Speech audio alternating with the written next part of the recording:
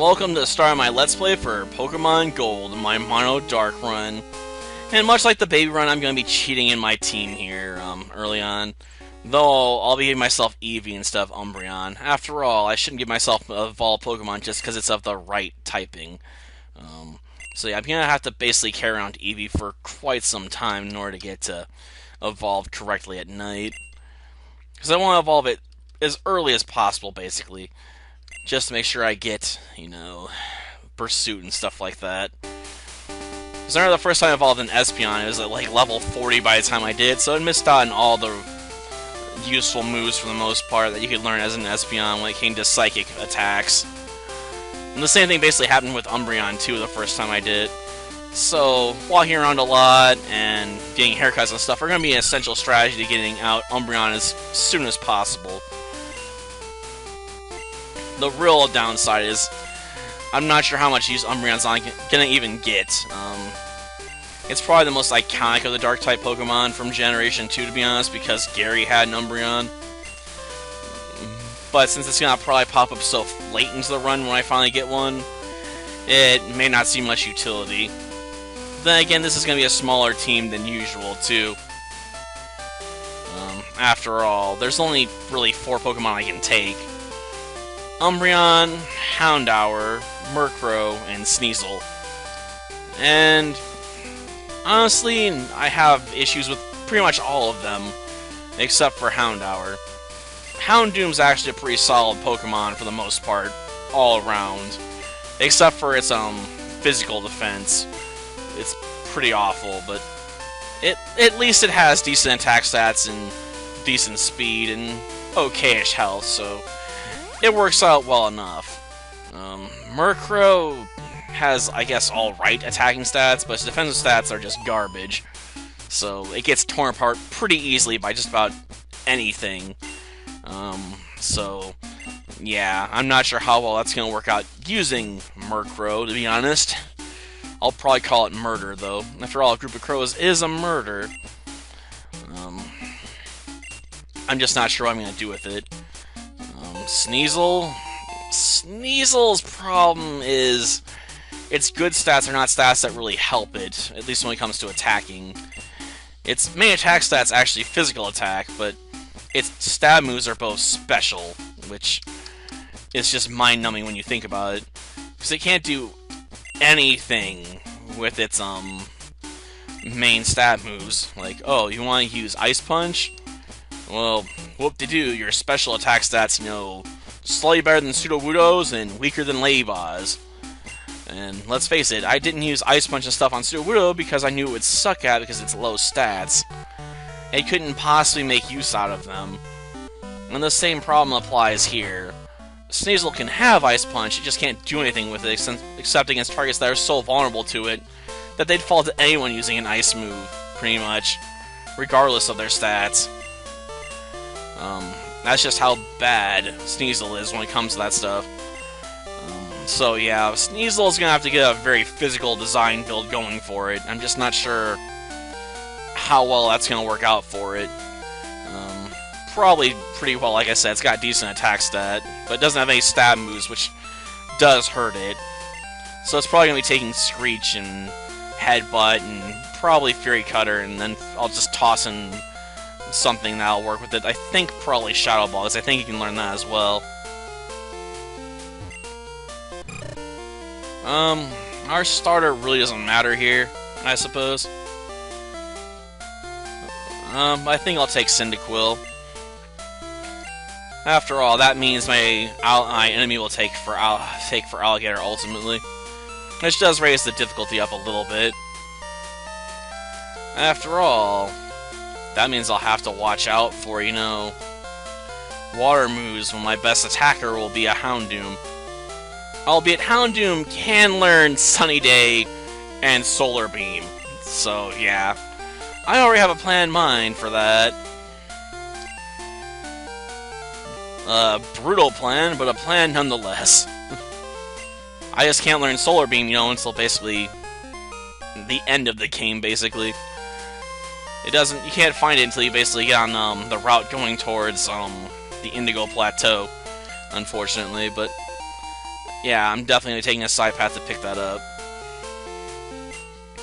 And it definitely feels a bit weird that a dark fire type learns a grass type move, to be honest. Though it is cool it can set itself up so it can just spam solar beams if it wants to. And it actually has a stat high enough to probably pull that off reasonably well.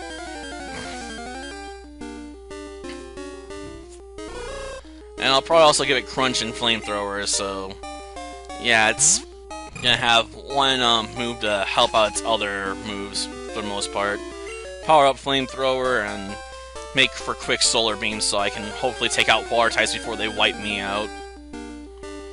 Plus, Cyanide weakens water attacks, not weakens. So it's a good protection move to have for certain opponents, you know?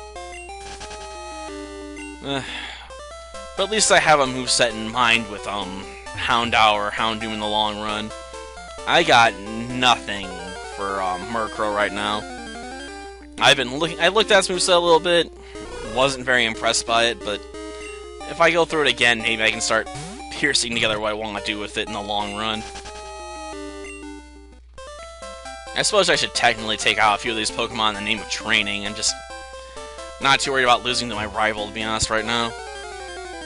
Though maybe I should be. After all, those extra Pokédollars will help, after all. Okay, let's go with Tackle Attack. Maybe I should start off with a Leer. Oh great, it's lowering my attack stat. Gosh darn you, Hoothoot. Let's lower it again. And then it gets a critical hit on a tackle. Darn. And it just nerfed my plans again. Stop doing that. It's not even smart enough to do that on its own. It's just randomly picking what moves it has access to. And it's getting under my skin because of it. Thank you, critical hit. Okay, I'll be taking the berry. After all, I'll probably end up using up my berry, you know, on the way to the professor. Umbreon, I'm probably gonna keep Sand Attack, to be honest. It's probably one of the better moves I got access to. I'll probably also throw Mud Slap on somebody. It won't surprise me. Just being able to blind people sometimes is a help, you know? And Murkrow can learn Icy Wind, if I remember correctly, so it could end up being my Dragon Killer in the end game. At least when it comes to Lance. So yeah, I may be using more Murkrow than I honestly like in the end. I don't have a high opinion of Murkrow. Mostly because it falls so easily to Ice and Thunder Punch because of its terrible defensive values. It's one of those things that's a decent attacker, but if it doesn't hit hard first, it just gets knocked out by pretty much anything and everything that you can think of. Ah, I used up my berry, darn it. I was hoping to save that for a bit longer. Seriously, I missed? Come on, Cutter. Pull it together.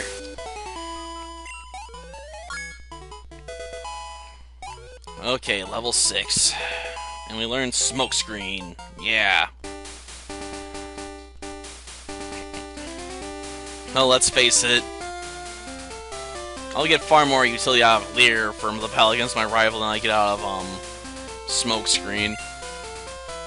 You have to layer so many Smokescreens for that to be effective, it's just kind of ridiculous. And even then, you know, since it's early moves like Scratch and Tackle, they're usually fairly accurate anyway. Yeah, I suppose he did. Oh joy, a mystery egg. Who knows what could be in this thing, you know? Like, maybe it's something as legendary as a Togepi. Something I have no use for. I guess I could have used it in the baby run, though, because most people count it as a baby Pokemon. Since it was used to introduce the concept of, baby Pokemon and hatching eggs in the anime, so I guess I could have used it.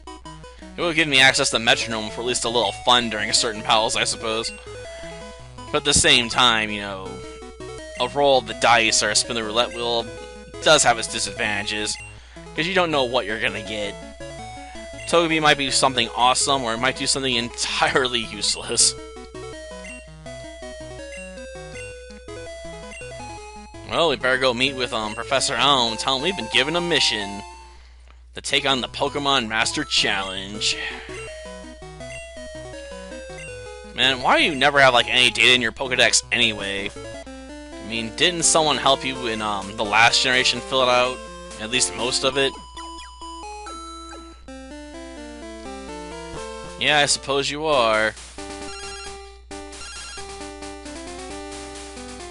It's a disaster. It's just terrible. What should I do? Oh no. Please get back here now. Now, Yami.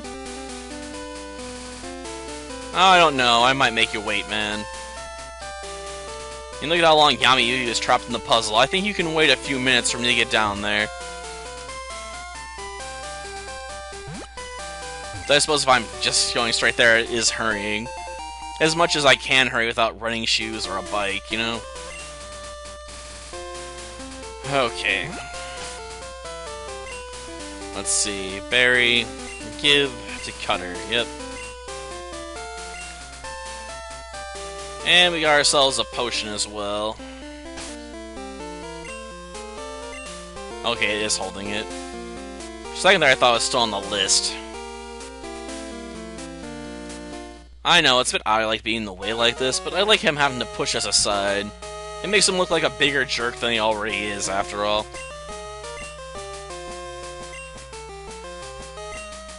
Well, you do, but you stole it. Why it listens to you, I have no idea.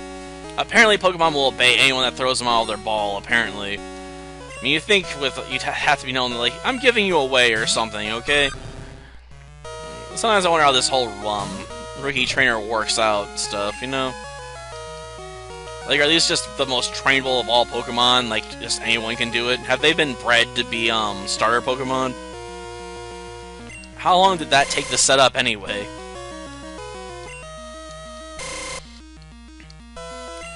Ooh, return the favor, huh? Well, I'm going for a super advantage. Time for a tackle attack. Ooh, a critical hit, eh? 18. So I can take 3 hits, assuming he doesn't crit on a scratch here. If he does, only 2. Guess we'll see. Of course, if he does crit, you know, it'd be knockout there, but not to worry.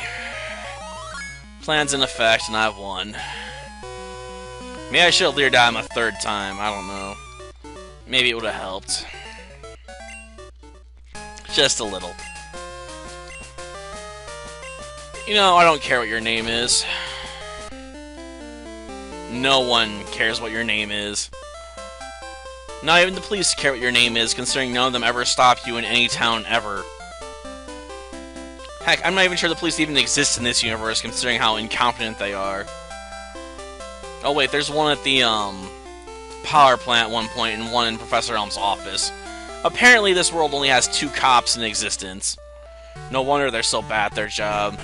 They gotta cover 2 whole regions. With just the 2 of them. That's hard ass, man.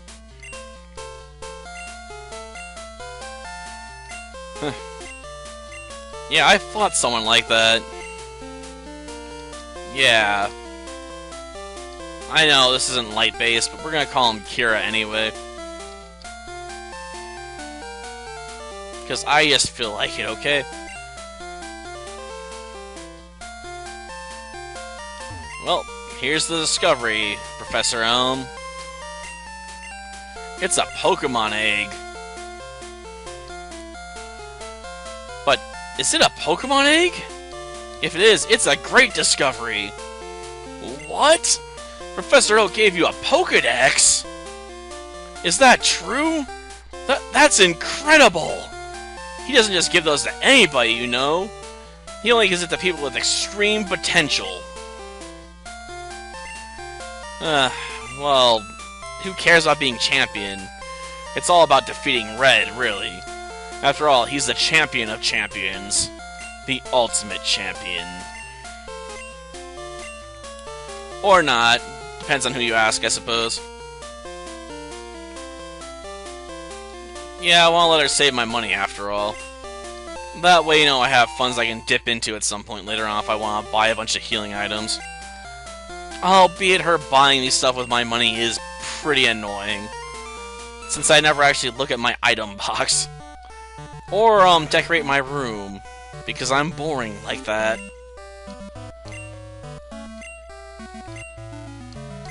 Yeah, I'm living on an epic adventure of discovery, where I'll be using Pokémon that are good and terrible, depending on your perspective. Though I wish some of them had evolutions, you know, but they don't, not yet. It's a sad state of affairs when, you know, half my team can't actually evolve. I mean, at least when I was doing the baby run, it was on purpose. In this case, I just can't because they don't have one. No, I don't. Okay. I'm gonna be stopping here. Next time, I'm gonna be making my way to Violet City, and I'll have at least the star of my team. Until then, see ya.